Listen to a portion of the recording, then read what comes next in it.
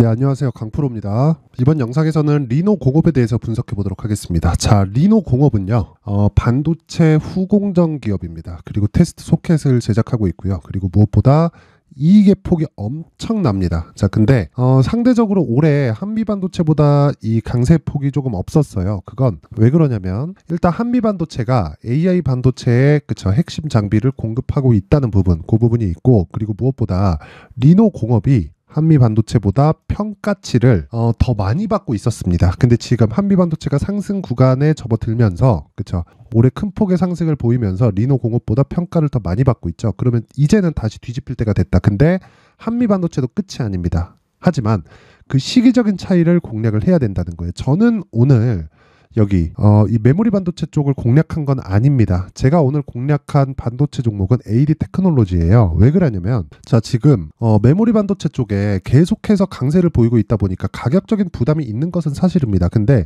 한미 반도체보다는 리노 공업이 더 쌉니다. 근데 싸면 싼 이유가 있다고 했지만 리노 공업은 그 이유가 기업의 이익이 줄어서 그런 부분이 아니에요. 평가 자체를 애초에 더 많이 받고 있었고, 금리를 인상하는 과정에서 그동안 받아왔었던 평가치에서 낮게 평가받았었던 그런 과정을 오래 거친 거고요. 한미반도체는 물을 만났죠. 물을. HBM이라는 이 특수한 호재거리를 딱 만나면서 TC 본딩 장비가 굉장히 희소한 가치를 띠게 된 겁니다. 그래서 올해 이런 평가를 받게 된 건데, 제가 더 강조를 드리는 내용은요, AI 반도체는 메모리 반도체의 한 분야에 지나지 않는다는 겁니다. 그리고 무엇보다 기존에 있었던 수요가 이제 돌아옵니다. 돌아와요. 그러면 어떻게 될까요? 한미 반도체는 지금 실적이 좋을 수가 없어요.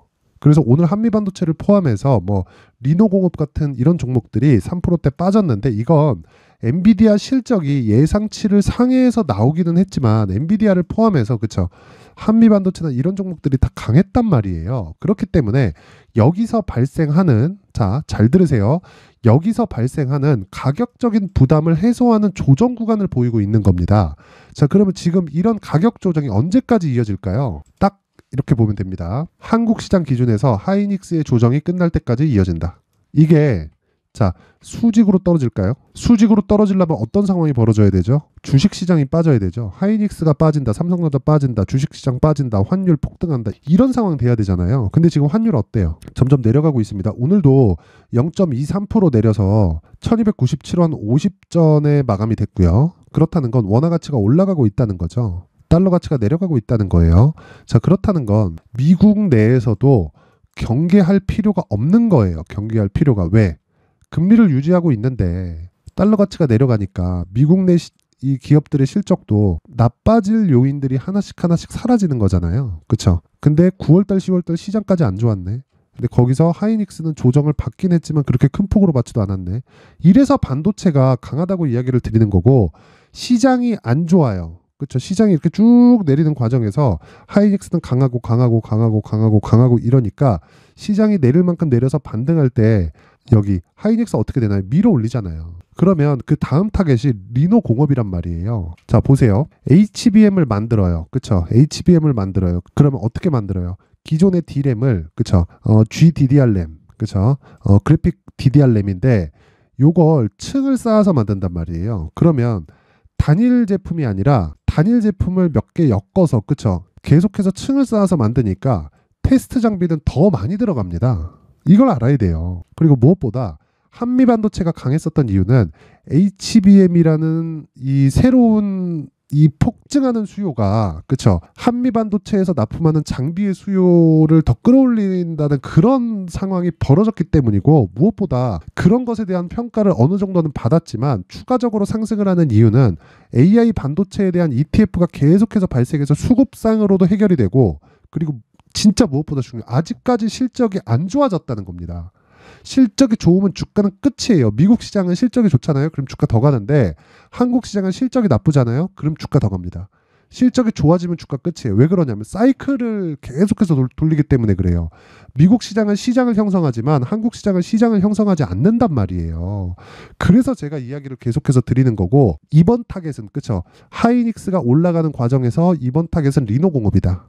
그리고 여기서 가격을 잡아야 된다. 하지만 저는 오늘 AD 테크놀로지를 매수를 했고 그 내용을 자 여기서 확인해 볼 수 있습니다. 물론 제가 오늘 잡은 가격이 뭐 확실하게 저가에 잡거나 그런 건 아닙니다. 그쵸? 저는 26,000원대에 매수를 했고요. 그쵸? 그리고 요건 메모리 반도체가 아니라 비메모리 쪽입니다. 비메모리 쪽. 비메모리 쪽을 제가 왜 공략을 했느냐? 자, 하이닉스를 앞세워서 그쵸? 한미 반도체나 이런 메모리 업체들이 굉장히 큰 폭으로 강세를 보였어요. 한미 반도체 얼마나 많이 올랐어요. 자, 그렇다 보니까 상대적으로 가격 부담을 가지게 된 건데 그 가격 부담을 갖는 과정에서 반도체 말고는 시장에서 매매할 게 없습니다. 그걸 어떻게 판단하나요? 이렇게 말씀하실 수 있는데 그걸 판단하는 기준은요. 가격으로 판단하는 거예요. 예를 들어서 보세요. 제가 신고가에 대해서는 항상 강조를 드리는데 한미 반도체 볼게요. 자, 한미 반도체를 보면 언제부터 상승하기 시작했나요? 1월 달부터죠. 자, 그럼 신고가는 언제 만들었나요? 3월 달이죠. 그 다음 매물 소화 과정 있죠. 5월 달에 무슨 얘기 나왔나요?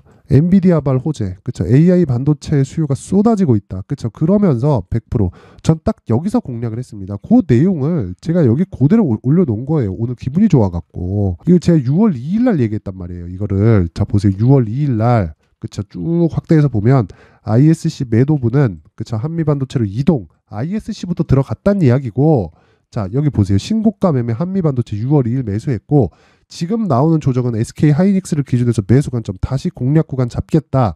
ETF가 많이 생겨서 기관들 패시브 자금이 계속 들어올 거다.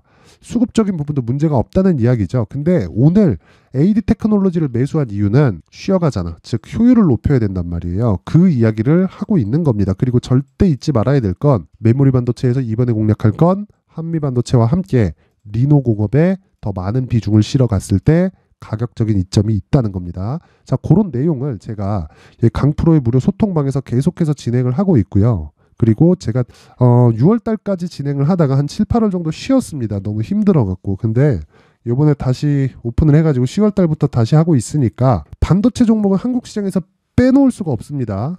그래서 반도체 종목을 해야겠는데 정말 내가 못하겠다. 진짜 어떻게 가격을 잡아야 되는지도 모르겠고 하이닉스나 뭐 이런 부분에 대해서 그쵸 파악을 못하겠다 하시는 분들은 소통방으로 들어오세요. 오셔서 그냥 똑같이 따라 하시면 되는 겁니다. 그럼 정확히 딱 멘탈 잡고 그리고 멘탈을 잡는 방법은 수익을 내는 것 말고는 없습니다. 그래서 자 내가 안 된다. 그쵸? 그리고 단타가 필요하다 하시는 분들은 여기 소통방에 들어오시면 되고 입장 방법은요. 영상 상단에 있는 전화번호로 참여라고 문자를 보내주시는 분들에 한해서만 제가 강프로의 무료 소통방 입장 링크를 공유해 드리도록 하겠습니다. 이 부분 절대 잊지 마시고 무엇보다 리노공업의 오늘 3% 조정은 매수 기회다. 그 기준을 잡는 건 하이닉스입니다. 하이닉스. 이 내용 절대 잊지 마세요. 그리고 요 부분에 대한 걸 제가 계속 소통방에서 진행을 하고 있다. 그쵸? 요 부분 잊지 마시고 무엇보다 한 가지 더 이야기를 드리겠습니다. 리노공업의 가격을 잡기 위해서는 하이닉스를 봐야 된다 그랬죠. 근데 어느 정도 기간을 잡아야 될까요? 2주 안에 수익을 날 수 있는 그런 기간을 잡아야 된다. 이 부분도 잊지 마세요. 절대로. 그쵸? 그래서 자, 요 내용. 리노공업의 하이닉스를 베이스로 한 가격 그리고 단기 보유 전략. 그쵸?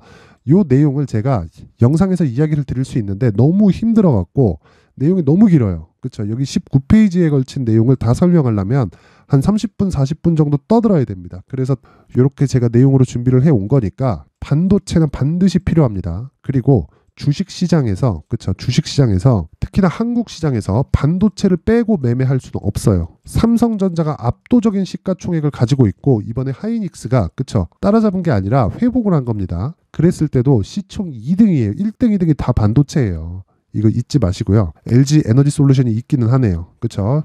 엎치락 뒤치락 하고 있으니까 1등, 2등, 3등 안에 다 들어갑니다. 자, 그래서 반도체는 반드시 이해를 하고 있어야 되는데 중형주, 그쵸? 중형주, 소형주 말고 중형주급의 매매를 할 수 있어야 돼요. 그쵸? 자, 가격과 단기 보유 전략을 내가 파악하게 되면 어떤 매매를 할 수 있는지를 제가 보여드릴게요. 자, 여기 강프로의 무료 소통방에 제가 하이닉스를 기준해서 어떤 매매를 해왔냐. 자, 보세요. 쭉 올려서 제가 10월 10일 아까 전에 제가 한미반도체 보여드렸죠. 자, 여기 보세요. 10월 11일 날 DIT 언제 들어갔어요? 8시 54분 10월 11일 날 DIT 들어가잖아요. DIT도 반도체 장비주입니다. 자, 보세요. DIT 쭉 해가지고 보시면 됩니다. 요 날이에요, 요 날. 하루에 20%, 그쵸? 그러면서 쭉 상승. 이때부터 100% 올랐잖아요. 왜 이런 상승이 나왔을까요? 반도체가 강했으니까. 그 기준이 어디 있어요? 하이닉스의 시세. 절대 잊지 마세요. 그래서 내가 하이닉스를 베이스로 한 리노공업, 그쵸? 리노공업의 가격을 파악했을 때, 그쵸? 앞으로 추가적으로 상승할 수 있는 한 100% 이상의 시세를 내가 공략할 수 있다. 실적에 대해서는 전혀 문제 없다.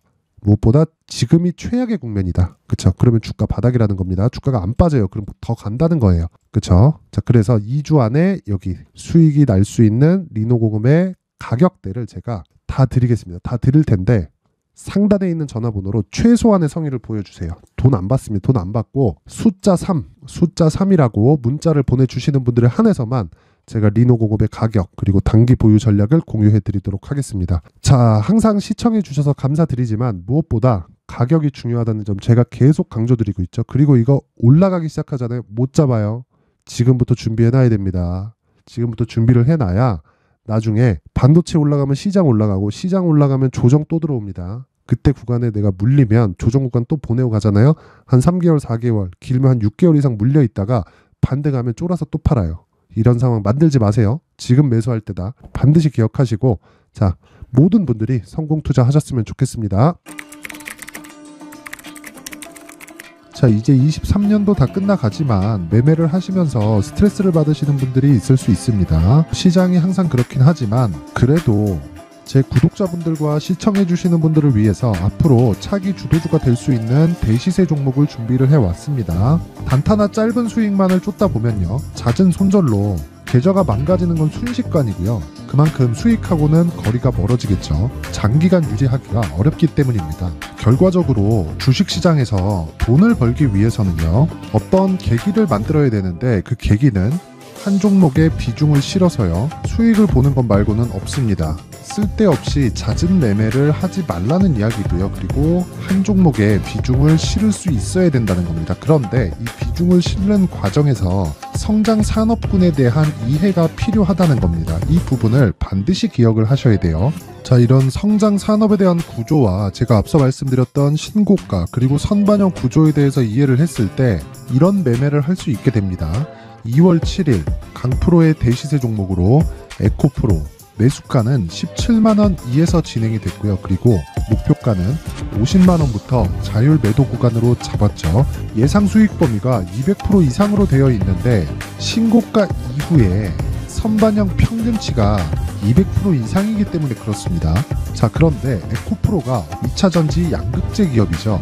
2차전지 양극재는 친환경이라는 범주 안에 속해 있다고 보시면 됩니다. 근데 제가 항상 이야기를 드리죠. 시세는 항상 연결된다고요. 앞으로 나올 대시세 종목도 이런 친환경이라는 성장 산업군에 포함되어 있어야 됩니다. 자, 이런 성장 산업군에 포함되어 있는 걸 확인한다면 이 내용처럼 세 가지의 공통점을 가지고 있습니다. 1년에 많은 종목이 발생하지 않고요. 그리고 세력들의 장기간 매집 구간이 확인돼야 되고, 그리고 상승하기 시작하면 평균적으로 3개월 정도의 상승 구간을 보이기는 하지만 제가 2개월이라고 작성을 해온 건 한 가지 내용 때문입니다. 한 달은 확인하는 과정이 필요하기 때문입니다. 이게 무슨 얘기냐면 성장 산업에 대한 부분 그리고 이런 공통점, 여기다가 기술적인 내용을 다 포함을 시키더라도 절대적으로 가격이 우선적으로 반영이 되는 것이기 때문입니다. 에코프로도 마찬가지예요. 장기간 하락하면서 최악의 국면을 거쳐왔고요. 이 구간에서 먼저 하락을 했다는 건 앞서 말씀드렸던 내용처럼 고가에 대한 부분이 아니라 저가, 즉 나쁜 부분을 반영한 이후에 신고가를 발생을 시켰다는 건 앞으로 좋을 부분을 반영이 되고 있다는 거죠. 그런데 본격적인 시세는 신고가 이후라고 말씀을 드렸고 지금은 매물 소화 과정을 보내고 있습니다. 앞서 말씀드린 대로 가격 먼저 분석을 끝냈죠. 그리고 나서는 정부 정책의 방향과 맞는지를 체크를 해야 되는 겁니다. 2023년 대시세 종목인 에코프로도요, 정부 정책의 방향에 맞는 종목이라고 볼 수 있겠죠. 물론 이런 종목들도요, 신고가 이후에 시세를 낸다는 건 반드시 기억하고 있어야 됩니다. 자, 이런 내용을 토대로 23년 상반기 에코프로와 같은 대시세 종목을 준비를 해왔습니다. 자, 하반기 대시세 종목은 영상 상단의 전화번호로 대시세라고 문자를 보내주시는 분들에 한해서만 공유해드리도록 할 테니까 영상 상단의 전화번호 확인해서 하반기 대시세 종목으로 큰 수익 내셨으면 좋겠습니다.